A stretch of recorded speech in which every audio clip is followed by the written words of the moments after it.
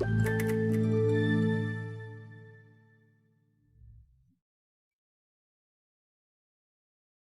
right. Hey, everyone. Thanks for joining the webinar today. This is Unifying Communications and Applications, a practical blueprint for better outcomes. I'm Sean Cordner. I'm the Chief Marketing Officer of Amplix. I've got a couple of great guests with me today. I'm going to let them introduce themselves, starting with Sam from CallTower. Yeah. Hey, everybody. Thanks for jumping in. As Sean mentioned, I'm Sam Barron with CallTower. I'm one of the senior directors here at the company. I've been working with Amplix and team for many years now. I say almost over 10 years. I've been at the CallTower for about 11 and change. Been in the UCaaS and CCaaS space since then, providing various types of services to customers from the Cisco stack, the Microsoft Teams, and so on and so forth. But it's good to be here and looking forward to the webinar. Yeah, good to have you, Sam. Sam is also one of the tallest people that I know in this industry. Raf, we haven't had the pleasure of meeting in person here, but this is Raf from Dialpad. You want to give a quick intro? Sure. Hi, guys. My name is Raf. I'm one of the senior partner sales engineers here at Dialpad. And we worked with Amplix quite a bit. And this is definitely one of my first with you guys. So it's pretty exciting to get on board with someone like Sam and Sean to get through this. And been at Dialpad for it's almost 3 years now. But previously, telecom in general has been about over a decade. So, you know what they say, once you're in telecom, you don't get out. And it's something that you do absolutely love doing. So I'm really excited to be here and can't wait to have a great discussion with you guys today with Sam. That's right. You don't get out, but you do change logos pretty often. Yeah, that's right. Well, two great panelists, two great partners of Amplix. So appreciate you guys joining us today. So where I want to start is just to set the table a little bit.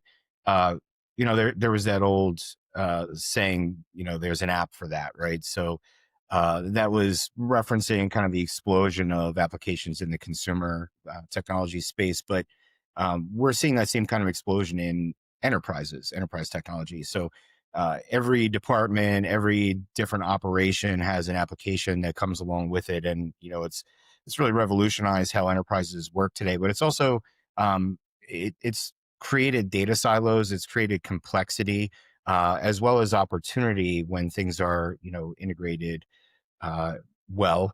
And so there's a lot of upside to it as well. So I just wanted to have this conversation about the UCaaS, Unified Communication as a Service space, and just kind of talk about the benefits of integrating your UCaaS platform with the different business applications that are running the business, and what are some of the risks as well. So to start us off, and maybe I'll just kick it off with Sam. How has the role of UCaaS evolved beyond just voice and messaging, and how's it really become a strategic part of the business technology stack? Yeah, sure. So when I first started in the industry, Sean, it was kind of customers were picking different unified communication solutions to replace like traditional phone system capabilities, right? That was kind of the key piece of cloud unified communications or cloud communications in general. And now it's kind of evolved to what application best fits the company's business versus what functionality can we, design and develop in this new UC offering. Originally, there were different companies out there that would provide super advanced at the time functionality outside of just messaging and voice, right? Things like call recording was, cool at the time, or different, right? Things like more advanced reporting analytics, even like text messaging service back in the day was, new in the UC space. Now, a lot of us, right, a lot of the UC providers out there are providing very similar functionality when it comes to, any type of business communications that a company's looking to enable. So the industry's really changed into not necessarily what provider can do it all. It's more what provider, what application fits best in our business, what application we're using internally, whether that's Office 365 or Google, right? Whatever it might be, the companies are now making decisions based on the consolidation of an application perspective versus like what features we can roll out. That's what we're seeing is kind of the new, if you will. Sure. How about you, Raf? Any thoughts on that? Yeah, I mean, what we're starting to see too is really just a big boom of what can we do to simplify the processes for many of these guys. And it's simple as everyone wants to do an all-in-one application. Everyone wants to have deep integrations into their CRMs and productivity suites. And like Sam was saying, it's kind of crazy to see it now, especially from where I've been, and just saying, hey, call recording and screen recording was something that was considered one of the craziest things to have. And now it's just table stakes for a lot of people. So being able to see that, hey, all in one, being able to do these deep integrations, that's where I'm really starting to see the shift of where people are starting to have different perspectives, especially from a UCaaS environment. Yeah, that makes sense. So, these applications, your CRM being a perfect example of it, right? But there's a lot of other applications that contain data that can be leveraged by the people that are using the collaboration platforms and the UCaaS platforms, right? So, the standard case is if you're a salesperson and you've got an integration with your CRM and you're using your UCaaS application to make a sales call, you've got all their data at your fingertips. So having an integration with that CRM and other applications I guess puts us closer to that one application that has everything, right? Of course, we're not really going to have that application, but Yeah. it almost makes your UCaaS platform kind of a dashboard for your business, right? For the person that's driving. Um, but I think conversely, there's also data that's being generated through those conversations on these collaboration applications that can be leveraged elsewhere in the business. So, maybe Sam, can you talk about how integrating, benefits you by allowing you to pull in data, but also what are the benefits of pushing data from these conversations and collaborations?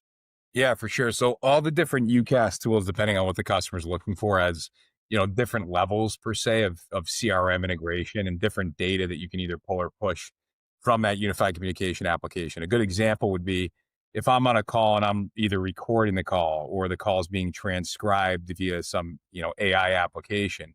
That data is obviously conversational data that you can do stuff with now, whether it's like summarizing the call and pushing that into your CRM. So every interaction I have with that customer is, actually tracked in the system versus me as the salesperson or me as the, person at the company having to manually put that data into the ticketing system or the CRM. So it's like simple things like that we're seeing companies make decisions on based on the integration levels that they need. And that can be done at a UC level now versus having to upgrade all the way to a CX platform or a contact center platform. So it comes down to not necessarily the scalability, but the feature requirements per department, what they're looking for specifically that can help with their productivity from a personnel standpoint. And then most unified communication companies out there have different levels of integration you can tie into the mix, depending on what the customer is looking for, right? Yeah. Uh, Ref, I think Sam's example speaks to operational efficiency in some ways, right? So, Yeah. that data, being inputted for the user, so the user doesn't have to take time to put it in there. And you had mentioned it as well, operational efficiencies through these integrations. So maybe just kind of talk a little bit more about the use case for creating operational efficiencies through integration. Sure. I see it from another perspective too. To Sam's point, a lot of this actually ends up saving them money in a way. And I'll tell you why. So, time is money. We always say that. The more time that we're spending putting in notes, going into not even a contact center world, but let's say someone at a front desk receptionist, they're taking these notes to help schedule an appointment and do all these things. By them spending that extra time doing those notes, it is time wasted. There's another thing for them to allow them to save all that time, therefore to be able to be more efficient at what they do. So time is one thing I definitely start to see being saved with these types of items. The second thing I also see is kind of like a training perspective. Imagine if you could autonomously automate some of this just a little bit, even a small fraction of it. Being able to do that really makes a big difference in your day-to-day operations, and people love that. And then last but not least, from a technological standpoint, a lot of providers out there now are providing open APIs. So that way people can actually integrate to their own unique CRMs or maybe something that you typically don't see on the marketplace out there. And they're enjoying it. They're loving that because now they have the freedom to either develop their own or maybe use that provider to create one for them. And that was something in the back in the day was really unheard of. It was one of those things that was either super expensive or I see it from a perspective of they're just like, sorry, can't do it. Now you're seeing more can do's versus can't don'ts. Sure. Yeah, this is the trend in technology, right? Is the big functionality and the really cool stuff starts off being very expensive and only accessible to the largest enterprises, and then over time, it becomes more democratized and Yep. available the smaller businesses and through the mid market and then the SMB market. And maybe in that same vein, Sam, and this might be just a dumb question, but you had mentioned the difference, between some. This could be the difference between going from a UCaaS platform to a CCaaS platform, having some of this functionality baked into your collaboration platform. So, I'm wondering, the use case for a big business with a large contact center is obvious. That's a stark difference, right? That's going to obviously be a Oh yeah. CPaaS type of play. But for a mid-market business that maybe has a sales team, maybe has a support team, how can you tell them to, when is the right time to start looking at CCaaS versus UCaaS? Yeah, it's a great question. It's really going to come down to like vetting out how they function as a business on a day-to-day basis and what the application itself can do for them in specific, aspects of their business, right? So customers don't know what they don't know from a, UC perspective versus a contact center perspective. Some of the capabilities blend together, but what I like to tell customers, and Raf, I'm sure you see this on a daily basis as well, is some of your departments might operate as quote unquote a light contact center, but don't necessarily need to jump into a full-fledged contact center solution. And that's the vetting process that, the Amplixes of the world help customers out with to make sure they're, picking the right solution. And what's cool about these different applications is there's levels to them, right? So it's not like you need to, if you have a department that needs call recording, transcribing calls, pushing data into CRMs, they might not necessarily need to jump into a full-fledged CX solution. When we look at contact center solutions, it's mainly for like that team that's trying to enhance customer experience, right? That's why the CX acronym's out there. Other departments in the organization, although they might be customer facing, they're not necessarily a customer experience type role, but they want to be these personnel in the organization might want to be more productive. So when they're working with the customers or even working on internal, processes or procedures, being more productive doing that is going to, help out with the operational stuff behind the scenes, make them more productive and, potentially make the business run better. Right. So it's really back to your question, right? The differences between the UCaaS side of the house versus the CCaaS. It's really about the vetting process, taking a consultative approach to make sure that the customer understands the different aspects and functionality they can build out into these solutions. And then they can pick and choose with a flexible licensing approach, pick and choose what applications they want to, position or give access to each of these departments. Sure.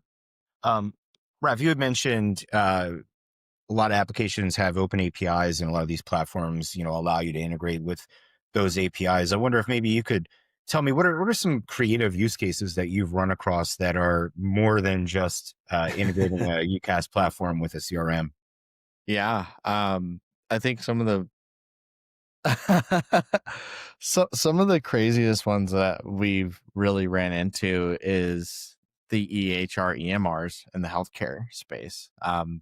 There's really not a lot of integrations out there. I mean, you have your common ones that you tend to see, like your Epics, possibly Athena Health, things like that. But then you run into these smaller practices that are creating their own unique EHR EMRs from the ground up. And I'll tell you, it's a process. And to Sam's point, you absolutely have to scope those things out. You have to understand what their use cases are. What do they actually want to do with it? What is their end goal to accomplish by using an EHR EMR with something as simple as a UCaaS or even possibly a CCaaS platform? And the biggest thing we run into is understanding what level of data is considered okay in those systems. What kind of data is safe for you to have there? HIPAA compliance, all those standards are part of that. But what I'm starting to see a large shift in too, as well as outside of just like EHRs, EMRs, is the way that we start to see contact centers. So like Sam talked about, and this is a big deal now. A contact center is no longer a boiler room anymore. It is not just 100-seat people in a one room ripping those calls all day, every day. We can now see a contact center, something as simple as 5 people taking those inbound calls. And it's just a matter of how are they handling those processes with those calls? Is it because you have a service center, like maybe internal IT help desk? That could be considered a contact center away because they're servicing their clients internally. Or maybe it's just, hey, I get like 100 calls a day, but I only got 5 people answering those calls at a time. that could be something that could be a use case. And where I start to see the big changes is like, do you need coaching utilities? Are there coaching utilities that are required in this space? And typically that's where you start to see contact center play a large role, is because you're looking for things like coaching utilities. You want to have more than one channel of communication. It's not just voice anymore.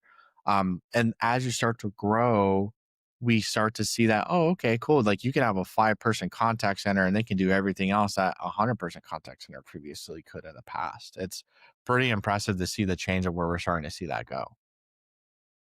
And I think too, Sean, just to add that a little bit, because I liked where Raf was going with that. The different integrations that we're looking at or that we're seeing in the marketplace, not only CRM integrations, different departments use different applications, even in the same company, right? So you might have a billing team using a billing platform, the IT help desk using a ticketing system, right? So the open API access that Raf was talking about is nice to be able to tie into these different applications while keeping the customer on a centralized application for, communication wise. But we're also seeing, back to what Raf was talking about in the training aspect, right? Or the onboarding process, is the customer service reps, or, the average contact center has a lot of turnover, right? So whether it's a, employee that stays for a year and goes to a different contact center, and new hires are coming in every day, right? So some of the other integrations that we're seeing are things like database integrations for information to be popped in front of the agent before they make that customer, interaction, right? Or have that interaction with the customer. So they know who they're talking to, but then the applications now, or the contact center solution now, can pull different information based on questions asked by that customer to allow that person to have more information, even if they're a new employee, to be able to then, present better, talk and answer the questions better to the actual end user, because they have a database of information that kind of auto populates in front of them, right? So Yeah, it accelerates the onboarding, right, and reduces yeah, the exactly. ramp for new agents. That makes sense. But what you're talking about, both of you, sounds a little bit like you're dancing around the AI subject, right? Because these Always, are yeah. AI tools that you would find in a CCaaS platform, at least. So is that how some of this is being done? And maybe you could talk to me about AI in the UCaaS versus AI in the CCaaS space. AI is taking it's really changing the game in a lot of ways, and I'm starting to see AI being used in so many different spaces, but it's a matter of knowing when it's right to use it and when it makes sense to really use it, because AI is only as good as what you have set up internally. And the perfect way to picture this is, imagine if I have a lot of internal data and that data is not organized and it's all over the place, and people are having issues understanding it. There's only tribal knowledge in the world. If you were to just give that to an AI model and not really give it much context, it's not going to know. Like, it's going to spew out stuff to you, but it's not going to be an all in all solution. And I think the problem that we run into today with AI is everyone thinks they can solve everything with AI. And the answer is you can't. And there's many reasons: bad data, the set of instructions that you're giving it might not be good enough. And then also, there are certain things that you rather have a human handle than an AI. Like, perfect example, do you want an AI model really handling your refunds? Possibly, maybe, but for the most part, you probably want to have someone talk to a real person to be able to handle something like that. Because at the end of the day, maybe you don't have the right safeguards in place, and then someone is managing to social engineer the AI agent to give them more money than they should have gotten back. There are so many different things you have to think of when you are setting up this AI. It's like, yeah, it's an amazing tool, but how do you set up that tool to actually make sure it's going to be successful for your business? And I think that's the biggest thing that Sam and I are both seeing, is everyone thinks they could solve with it, but they don't know how to fully implement it and set it up for true success. And I think that's the biggest topic of today, is what can we all do as providers together to help these customers understand how can you implement it safely, but also make sure it ends up overturning a lot of outcome and ROI at the end of the day. Sam, I'm going to get your take on it in a second. I just want to follow up. That is one thing, we do a lot of these webinars around CCaaS, and I've done a few podcasts on it as well, AI in the CCaaS space and the CX space. But one of the things that a lot of the experts talk about is making sure that you understand the use case for the AI. And the example you gave with the refunds is a great example, but maybe a better example is in healthcare, right? You don't want an AI giving someone sensitive test results that might be bad news, or you have to think about kind of the human factor and think through those use cases. And I bring it up here because I think sometimes, at least me, maybe this is maybe I'm just off base, but I do feel like when I think about UCaaS, I feel like there's less complexity. It just seems like a simpler type of transformation project than thinking about designing a customer experience. But I think what I'm hearing from you guys is maybe there is similar complexity to it, and it needs to be handled thoughtfully. Yeah, I think from a UC perspective too, kind of the differences of AI from a UC perspective to that of contact center is more like enhancing productivity internally with your, whatever you're doing, process wise internally versus how can we make the customer experience better with an AI tool. So a good example of that is I manage a sales team across the country, right? I have reps that are on Teams conference calls all day long, and we use Copilot, as our AI tool. What we've seen is our pre-sales process to when the customers want to go to implementation is much more thorough now because the salespeople recording these calls, getting all the information from Copilot to then send to the project management team to then implement the solution is much more accurate, right? We're not missing small things that the customer once, told us about on call 1 out of 15, right? We're not perfect. We can't remember everything. We take notes in OneNote as well, but again, not 100% accurate all the time. So tools like that from a UC perspective, yes, that's customer facing tools, but it's more productivity focused. In a contact center world, the CX or the AI tools are more used for customer experience, taking some of the busy work off of that agent versus it does help the agent become more productive, but it's a little bit different. And there is some overlap, right? There's overlap from UC and CX when it comes to like database integrations, like Raf was talking about. You want to make sure your data that you're giving this AI bot access to is accurate. So then, you can leverage that for, questions and answers that your customers have, or just questions that you have in general and, trying to find the right documentation. So yeah, the data piece is very important. That's why anytime a customer goes to implement any AI solution, whether it's CX focused or UCaaS focused, they want to make sure they have the right team and they want to make sure they're asking the right questions during that project standpoint or the implementation process. So then when they go to make this, an actual live solution, it works the way they want it to. And, it actually does help them as a business, right? There's a lot to it, right? It's complex, but it's definitely helping, in some aspects of business, right? Sure. Uh, so as a recovering salesperson myself, I can say without casting aspersions that we're not known for our attention to detail and note-taking abilities, and we're certainly not known for entering all of that into CRM systems the way that we're supposed to. So this tool definitely can close that gap, right? And I can see a world where having better notes and building that internal institutional knowledge that would have been lost on that phone call once it was disconnected before can actually help reduce the sales cycle. It can help maybe sell more into that business. It can help maybe strategize on that account for future opportunities. And so that made me think, Raf, how would you go about building the business case for UCaaS by going to different stakeholders like sales leadership and maybe other departments and kind of talking through how you can create efficiency, increase productivity, and maybe grow top line revenue by implementing a solution like this? Sure. I think the biggest thing is understanding their biggest pain points internally. What is stopping them from exceeding certain levels of success, whether it's from a sales cycle perspective, deals closing, or maybe even just a basic customer service standpoint that's not even contact center related. Um, when we start to talk about AI to our customers these days, that one of the first things we ask is, hey, like if you are going to be working with someone on a day-to-day basis, what are some tasks that you wish to automate in a way? And they'll tell us, hey, I wish I did have better note-taking capabilities. I wish I had the ability to, instead of having to go here, here, and here and to ask my questions, I could just go to one single source of truth. And that is like the two common things that we tend to see. So, of course, the first question comes around as well, do we have the ability to pull all this data into one spot? The answer is yes. Like, is it categorized? Is it segregated? Is there a way for us to be able to easily identify what is for what and what is for who?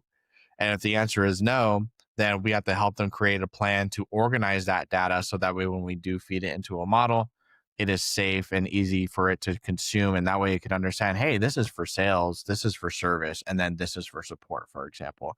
Those are all things that are big parts of the game.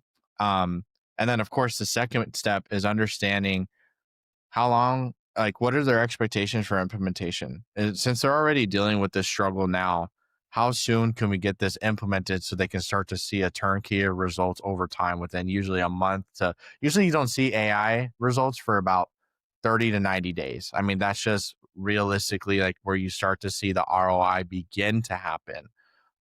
So the end goal is to have them up and running within those 30 to 90 days and then start to see the slow return of like, hey, internally, we're starting to be able to go here and ask these questions, and that's saving me a lot of time. Oh, I'm using something like the Copilot, like Sam was saying, for my sales cycle, and I'm seeing it improve my experience for maybe professional services. Professional services loves that stuff.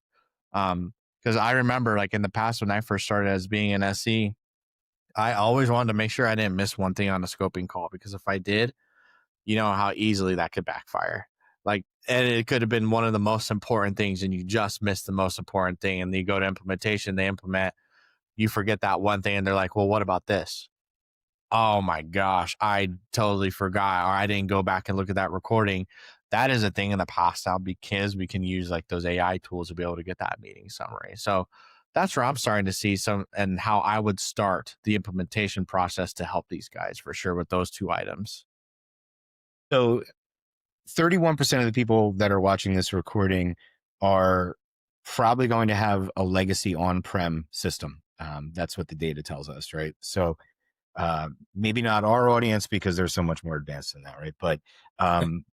But in general, some people are going to have on-prem equipment here. And I'm wondering if you can help build the case for migration to the cloud, moving away from those legacy systems through the lens of integration.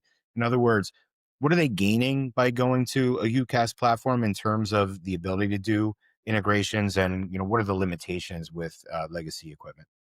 Sure. Yeah. So I think as far as benefits go, think 10 years ago or even farther than that, when you were replacing an on-premise system, a lot of these unified communication systems could not do the traditional phone system functionality, like things like even faxing or analog lines, or the ability to do things like shared line appearance or traditional line key phone system capabilities, right? You pick up a call, put it on hold, and have someone down the office pick that call up on another line, right?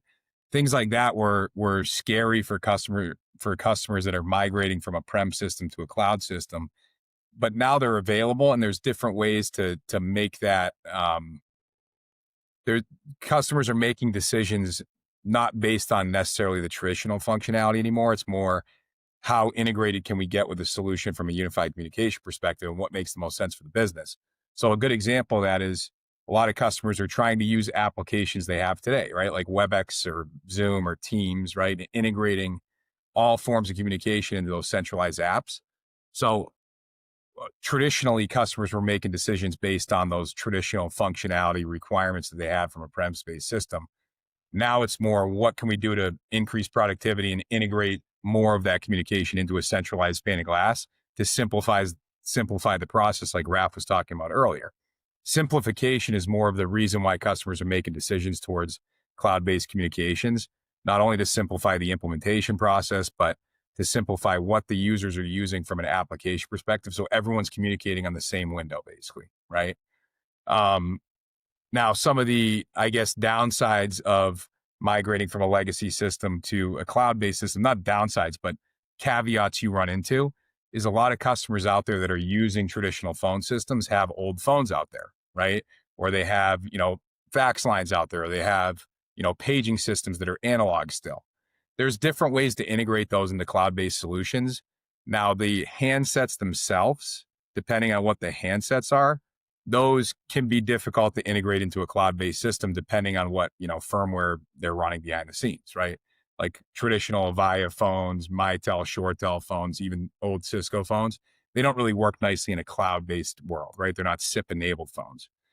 So depending on what the customer has, there are options to reuse those phones. And a lot of the providers out there have application based like provisioning software to make that transition easier if you're trying to use legacy equipment or use legacy phones.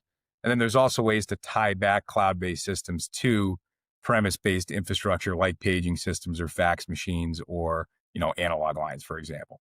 So it's all there now as far as functionality goes. Customers are making more of their decisions based on what applications they're using internally and trying to simplify that process.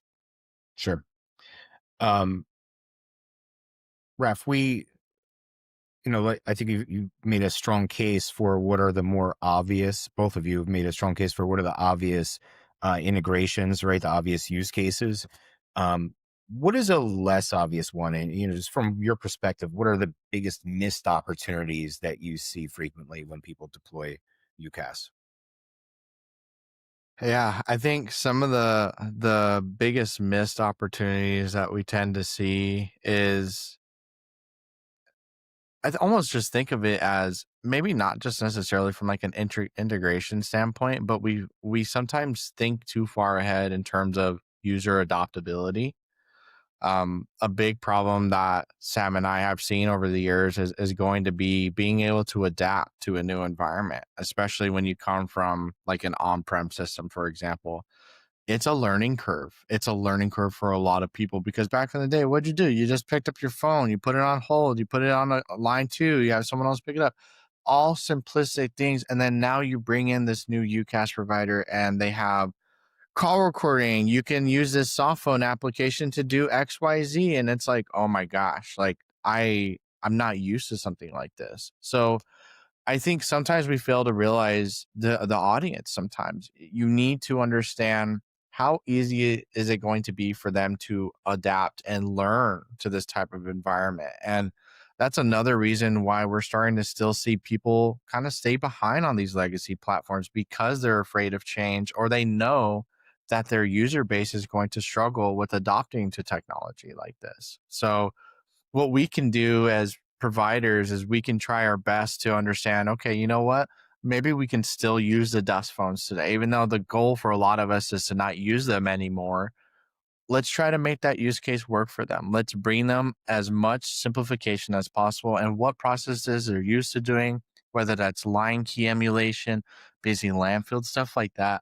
Let's try to implement that with these guys so that way they can have a more comfortable experience while feeling like, hey, we're using a new phone system, but it kind of feels familiar to me and it's easy for me to understand. So I think that is one big thing. I know it's not integration related, but in my opinion, I think that's one of the biggest things that people fail to see, especially when it's like trying to figure out, do we migrate? Do we not? Yeah, adoption is always a challenge with any kind of technology implementation, right?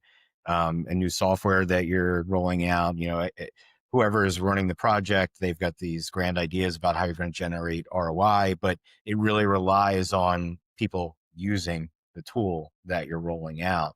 And it's interesting that we're kind of in a time now where there's multiple generations that are in the workplace and there's multiple generations that are in the market that we're serving, right? And so on one side, you've got people in the market that want to communicate one way, and you've got people internally that want to communicate another way. And it just comes down to generational technology preferences. Can a UCaaS platform kind of be the nexus, be the bridge between generations and meet everyone where they're at? I think so. Yeah, I do. and that's a good question, Sean. And I would say that the answer is yes, right? There's different, tools and functionality you can build out with these new cloud-based unified communication solutions. I think what customers need to realize as well is the benefits are going to outweigh the, end user adoption anxiety, if you will, or the, angst to get to a new platform. And also it's about showing the users that, hey, the functionality's there. It's just going to be a little different with the new system.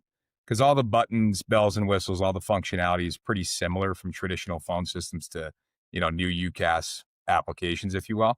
It's more just about explaining to the users that we're used to, doing the traditional phone system capabilities from a line key perspective on their phone itself, what that looks like in a cloud-based environment, and mainly just training them on the differences.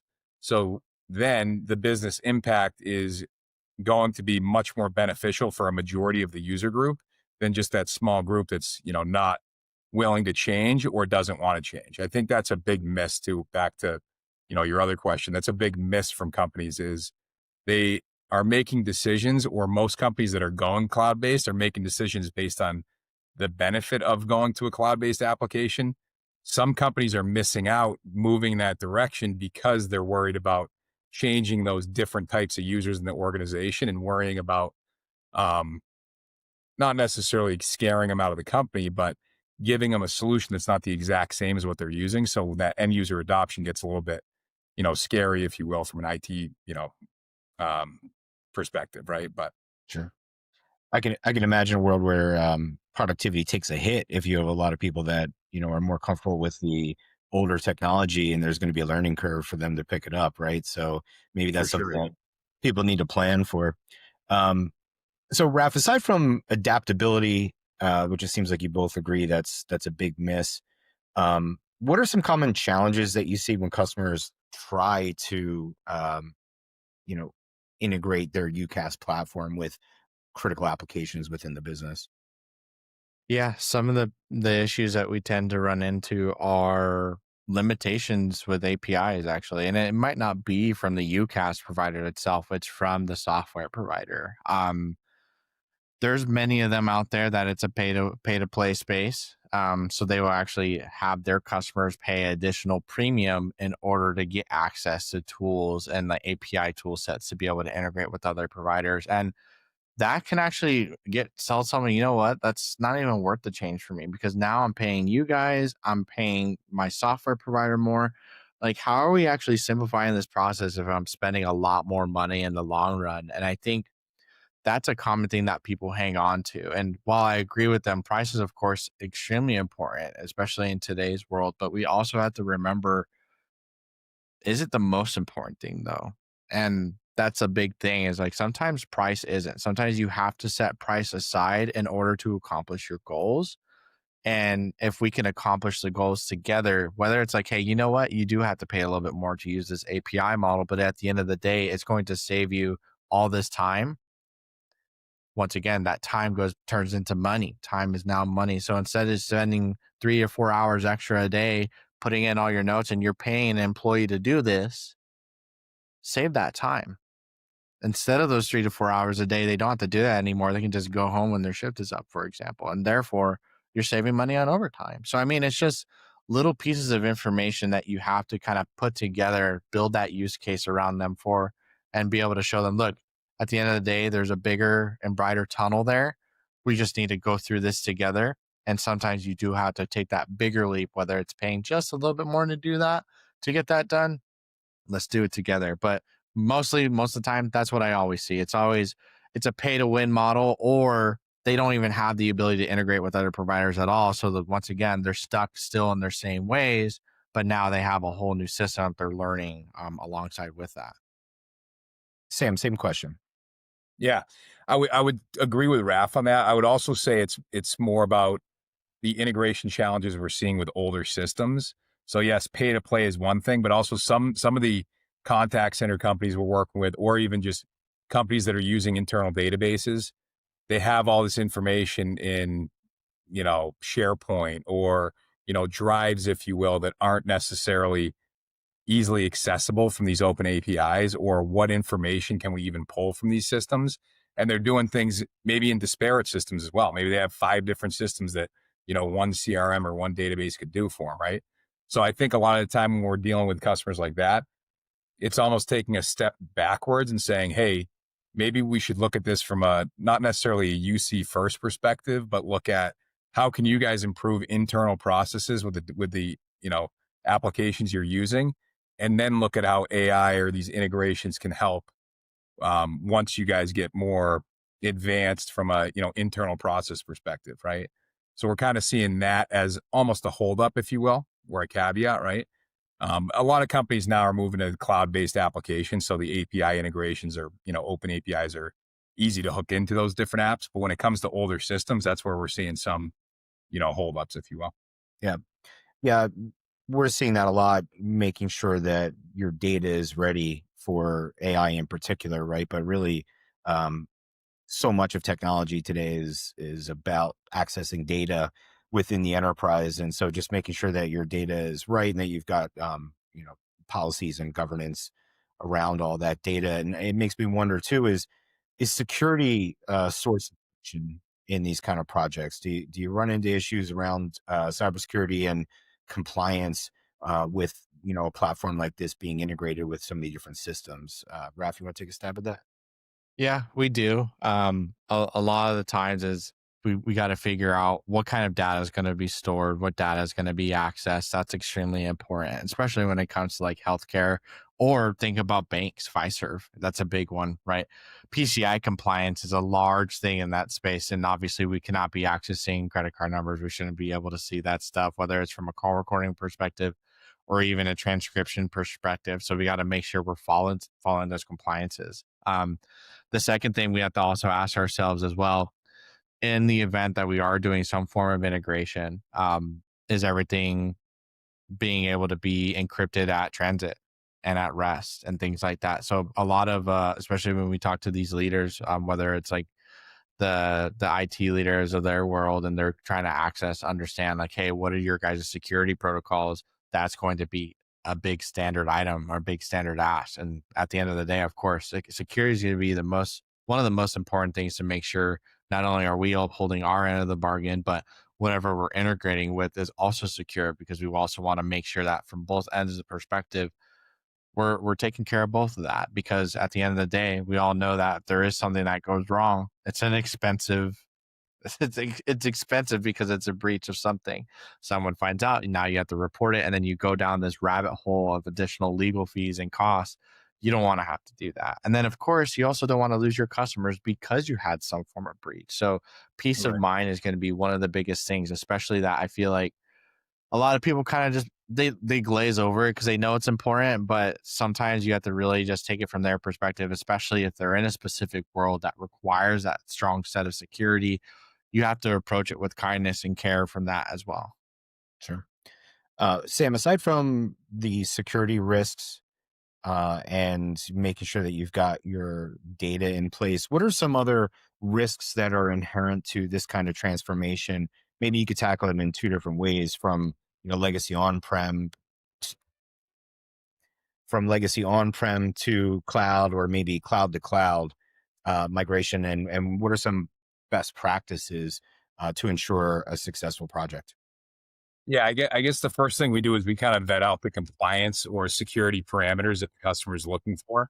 So a lot of the time when we work with different industries, they require different types of compliance, right? Whether it's defense contractors that need CMMC or ITAR compliance, it's the SLED companies of the world, the financial companies of the world, companies that require HIPAA compliance. There's different parameters behind, what data can be stored and what applications they're allowed to use to hit on those compliance requirements.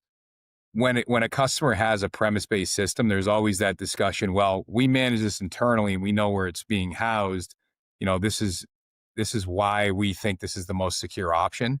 But if you look at where all these unified communication companies are storing their SBCs, their servers, the data is being stored in these super secure clouds now with armed guards at the front door, right? I always look back to customers. Let's look at something as simple as faxing, right? HIPAA compliance used to require you to still fax to a physical fax machine.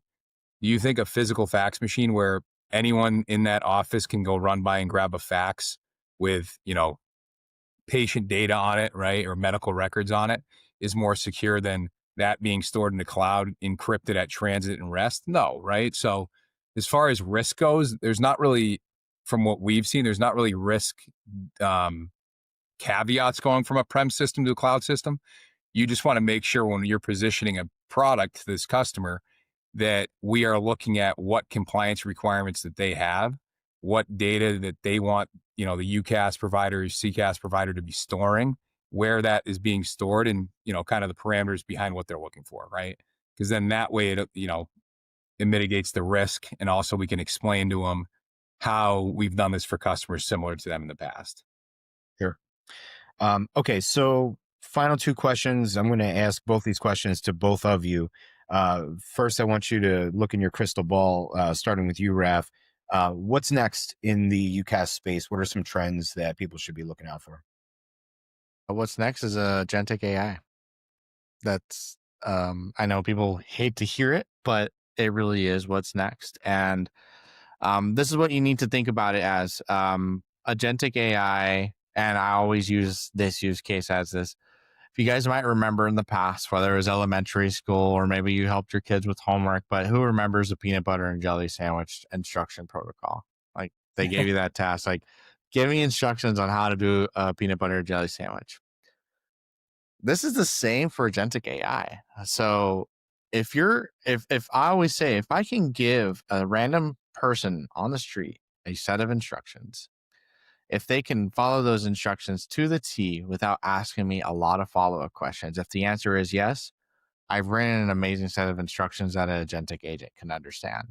If the answer is no, the agentic agent is not going to understand and is going to have issues going through with that. So when we start to think about the agentic side of things, really understand how well are your instructions going to be? What are you really trying to solve for? And in the UCaaS space, we're starting to really just see it being used from an internal perspective. So knowledge base, they want to be able to ask you questions. And then, of course, maybe even do simple things like scheduling an appointment for them. And like someone at a front desk where they're doing a medical doctor's office. Patient can call in. It doesn't have to collect really crazy information. It can just collect super basic information. Therefore, they're within compliance and it can integrate with their calendar. And then boom, it checks the calendar. Oh, this doctor's available. Let's go ahead and put it through that time block. And then let's go ahead and collect that data and send a confirmation email. That saves the front desk person a lot of time. It can just simply be automated from that perspective. And then on the contrary, just making sure your data is set, and then whatever you're trying to accomplish, you're really having those great discussions, whether at first with Amplix and then whatever UCaaS or CCaaS provider you guys go with. Understand the processes first before you just go headfirst into this agentic thing. It's not what you think it is. It is amazing, but at the end of the day, like I said, if you don't have a good set of instructions for it, or you don't really understand what you're trying to solve for, do not just implement it just because you think that's the right answer. Wait until you have those things set in place and then move forward with it. That's what's scary, right? Is you would have a lot of teachers with sticky fingers because the kids didn't specify that, the peanut butter and jelly are supposed to be on the inside of the sandwich, right? So how do you know that you're giving it the right instructions until it actually goes off the rails and does something crazy? But Sam, same question. What's coming? Yeah, I agree with Raf on the AI side. I kind of want to add to the agentic side also conversational AI. So a common thing that we're hearing about in contact centers is we don't want to implement AI for frontline customer experience, because every time you call into a customer service line and you hear that AI bot, what's the first thing you do? Try to get to an agent, right? Exactly. So what I think is coming what is definitely coming in the near future, and we're seeing it now, is enhancements in the conversational AI tools. So when the tools are getting much better, and they're even getting like friendlier, if you will, from like a tone perspective instead of being super robotic. So a good example is we were doing, a demo with a customer, and they were asking us about translation into various languages. So when, let's say I call in, I'm English speaking, but I'm calling into a, French speaking support team or Spanish speaking support team. These tools now are able to real time translate what I'm saying in English through an AI bot back to the French speaking person. There's a little bit of delay now, but what I'm talking about in the, near future here is that's actually going to be real time, or, close as possible to real time. So that experience is going to allow companies to hire globally, not worry about, hiring people that speak multiple languages, because these tools are going to be able to do that for them. So that's one use case that I think is going to be really cool down the road. And we're already seeing it in today's world. And then another piece of that too is these AI tools, the information that you give them, they can do a lot more in this agentic world that Raf's talking about. So a good example is we were just on a demo where one of the AI tools that we use was integrating into so many different applications to improve that customer experience. This was a flat tire scenario, right? The typical, customer service experience that you hear for like AAA. Person calls in, hey, I have a flat tire. It's raining out, you know, and then the AI bot literally talks back to the person and says, I'm sorry this is happening. Here's the closest spot you can go to for shelter. It texts the person a link to like Google Maps to go to that shelter, right? So these are what Raf and I were talking about earlier, specific use cases of integrations that these AI tools are going to be doing down the road for customers to really enhance that customer experience. Because if I'm a customer calling in and I'm getting rained on and I have a flat tire and AAA helps me find shelter, I'm going to be pumped, right? So it's things like that. That's the future I see, right? The AI future, where it is now, and then it's enhancing every day, right? It's getting better and better every day. So it's cool to see that. Yeah, it's interesting that translation thing that you were talking about. Another use case for AI right now is regional accents. So if you've got a person calling in from the South and they're talking to a contact center or someone, that's in the North, they can adjust for the accent so that people feel more comfortable, right? It's not even necessarily just about understanding, although it's funny, Sam, we were just in Nashville together, and one of the events that we were at, I asked the bartender for a wooder. I'm from Philly. We say wooder. She didn't know what I was talking about, and I didn't realize she didn't understand. And it took us a minute to come to common ground that I just wanted a little glass of H2O. Um, but Raf, I'm going to go back to you and ask final question. What's one piece of advice that you could give anyone that's listening, any technology leader that's considering a move to UCaaS or integrating their platform, with other applications in the business? Yeah. There are tons of vendors out there. The hard part is going to be understanding which one is the right one for you.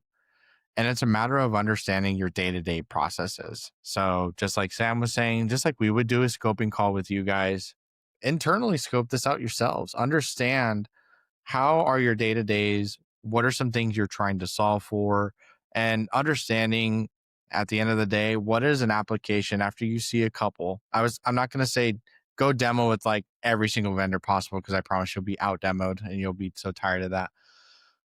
Work with Amplix, find a couple of vendors that fit the niche for what you're trying to do, demo with them. Even if you can, get a proof of concept, guys. Proof of concept, it is key. Test it out. Understand to see if it works for you, because you'll find out pretty quickly, this doesn't work for me and this is not what I want. And therefore, you're not stuck in a contract. So test them out, trial them out, ask all the right questions. And I think the biggest questions you're probably going to want to ask is, how can you help simplify my day to day?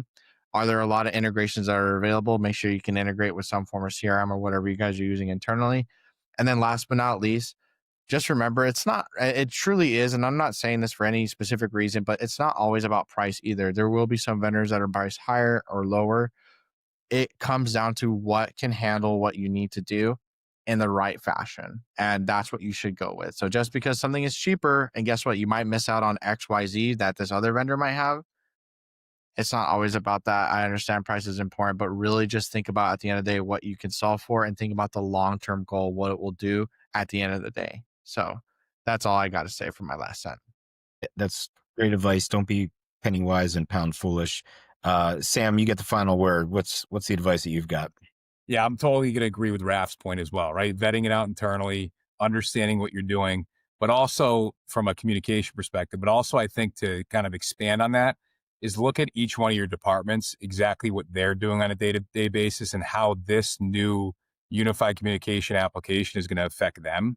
That's what's missed a lot during the pre-sales or the consultative approach standpoint, is how each department's using the software or using the phone system today, how that's going to affect them when they change to a new application, for the better and for the worse, right? There might be some loss of functionality or differences in functionality, but then there's going to be a ton to gain.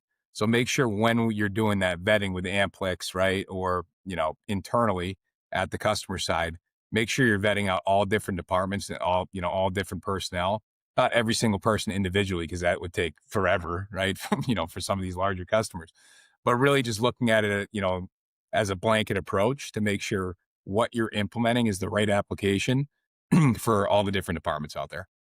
Got it. All right, gentlemen, I've got one bonus question for you. We're recording this 2 days before Thanksgiving.